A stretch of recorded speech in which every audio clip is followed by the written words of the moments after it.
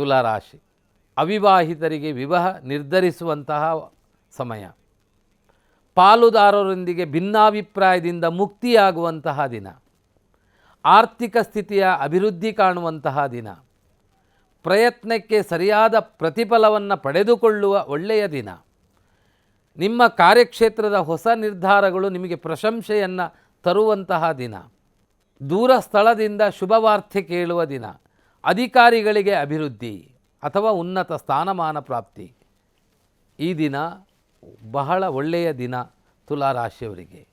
ತಾವು ಮಾಡಬೇಕಾದ ಈ ದಿನದ ಆರಾಧನೆ ಗಣಪತಿಯ ಆರಾಧನೆಯನ್ನು, ಹಾಗೆಯೇ ತಾವು ಎಳ್ಳು ದಾನವನ್ನು ಮಾಡುವುದರಿಂದ, ಎಳ್ಳೆಣ್ಣೆಯನ್ನು ಶಿವಕ್ಷೇತ್ರಕ್ಕೆ ಕೊಡುವುದರಿಂದ ಒಳ್ಳೆಯ ಫಲ ನಿಮ್ಮದಾಗುತ್ತೆ.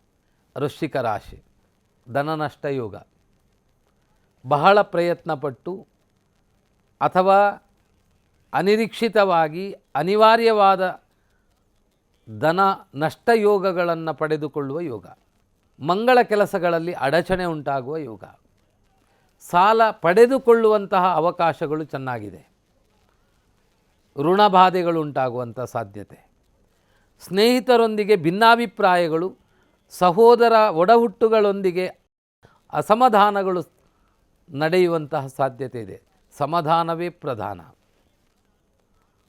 ಈ ದಿನ ತಾವು ಮಾಡಬೇಕಾದಂತಹ ಆರಾಧನೆ ಸುಬ್ರಹ್ಮಣ್ಯ ದೇವರ ಪ್ರಾರ್ಥನೆಯನ್ನು, ದುರ್ಗಾ ಪರಮೇಶ್ವರಿ ದೇವರ ಸೇವೆಯನ್ನು ಮಾಡುವುದರಿಂದ ಒಳ್ಳೆಯದು.